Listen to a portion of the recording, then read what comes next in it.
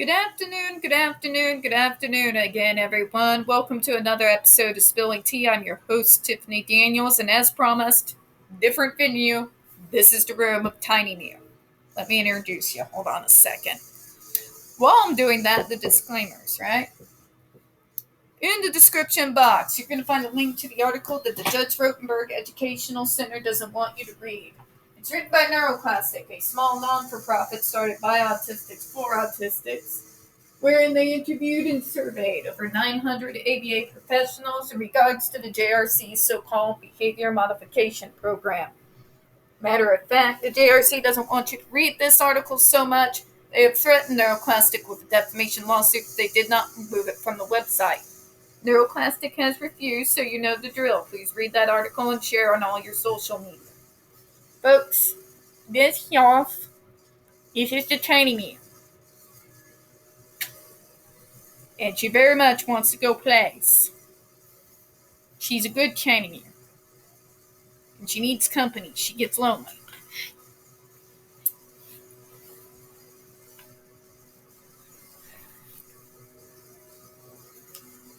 Well, of course, folks, NeuroClastic has refused, so you know the drill. Please read that article and share it on all your social media.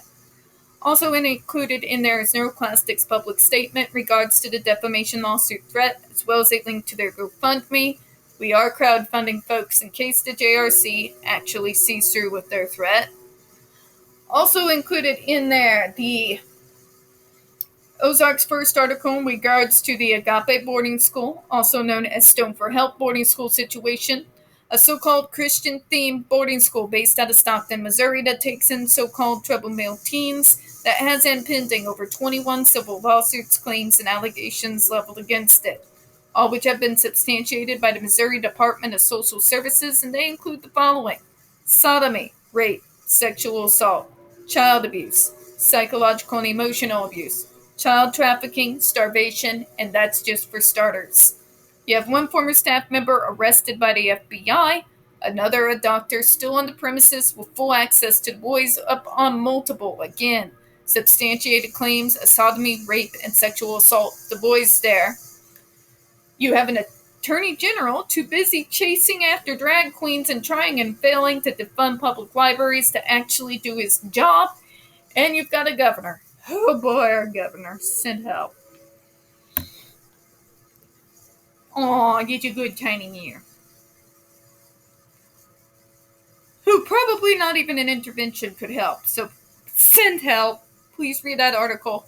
Share it on all your social media. We got the other pertinent links to the Stop the Shocks campaign as well, including Autistic Hoya's massive archive on the subject, Jennifer Masumba's behavioral sheet of shockable offenses. Excuse me, I have to create a lap. Need your milk? Now she says no, she doesn't want a lap. A clip out of the 7-hour ordeal undergone by Andre McCollins back in 2002, and the ever-present self-explanatory Change.org Shut the Judge Rotenberg Center Down petition. When we discuss the JRC, you're going to hear vivid descriptions of and catch clips of surveillance footage of people with disabilities being tortured and abused. If you got young children present, folks, please use your headphones, alright? Alright, trigger warning. This channel is marked not for children for a reason. We use profanity and speak on dark subjects. If your child is 16 and younger and they are watching this, very obviously parental supervision is advised, alright? Alright. So, let's go back to where we were. We're going to go through this here pretty quick, alright? Tiny Mew is kind of crazy right now. She's not dealing well with her daddy being out. How are you, honey? Poor kitty. Let's go back to it. So this is count 5 on the Sara Villa case. Plaintiffs hereby reassert and incorporate the allegations of paragraphs 1 through 35. By having agreed to provide residential services to Miss Villa, The Judge Rotenberg Center owed her a duty of care that included ensuring her safety while transporting her to and from school in its vehicles. Remember, it was explicit in the IEP that she needed separate transportation. They didn't do that. They strapped her up like she was Hannibal Lecter on the regular bus. The Judge Rotenberg Center had notice of Miss Villa's need for specialized transportation to and from school, as well as the range of dangerous behavior she was likely to engage in otherwise. The Judge Rotenberg Center breached its duty of care of Miss Villa by failing to provide her with alternative transportation and instead forcing her to take the regular school bus. As a direct and proximate result, violating her IEP, by the way, of the Judge Rotenberg's negligence, Miss Villa suffered serious physical injury and emotional distress. In turn, Mr. and Miss Villa have suffered economic loss in the form of medical expenses. Count 6. Plaintiffs hereby reassert and incorporate the allegations of paragraph 1 through 35. Both Section 504 of the Rehabilitation Act and Title III of the Americans with Disabilities Act prohibit discrimination on basis of disability. They required covered entities to afford full and equal access to participation in and benefits of their services, facilities, privileges, advantages, and accommodations. As a recipient of the federal assistance, the Judge Rotenberg Center is subject to Section 504 of the Rehabilitation Act. As a private residential education and treatment program, the Judge Rotenberg Center is a place of public accommodation within the meaning of Title III of the Americans with Disabilities Act. We've gone over that before. Remember when they tried to use it as an excuse and it made no coherent sense? That's because A, they don't obviously know what it actually means, and B, they have never, ever followed it. Ms. Villa is a qualified individual with disabilities that subsequently limits several major life activities under both the Rehabilitation Act and the Americans with Disabilities Act.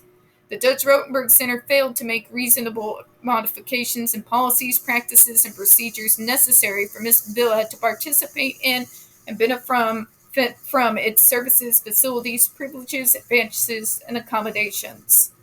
The Judge Rotenberg Center further violated Ms. Villa's rights under these laws by retaliating against her for engaging in protected activity of making complaints about her treatment at its program and the effects it was having on her mental health. Remember Jennifer Masumba, folks, and what they told her? No talking out.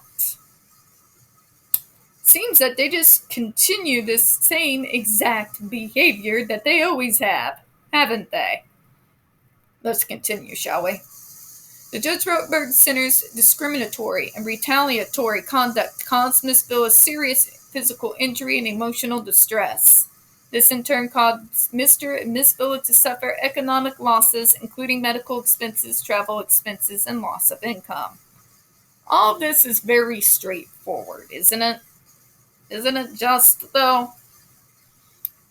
They violated Sarah Villa's IEP with impunity. They did not provide a single accommodation that was told that they needed to do when they agreed to accept her as a resident. Multiple employees caused her physical injury and distress. One actually physically assaulted her in a more classic manner when they punched her in the eye.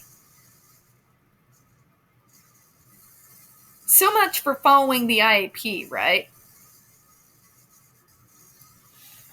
But this is what I want to get across as the point. This is very obviously systemic. It's not just one bad employee.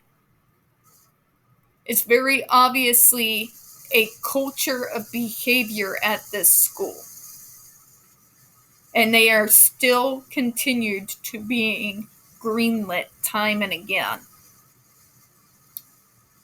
Wrap your brain around that.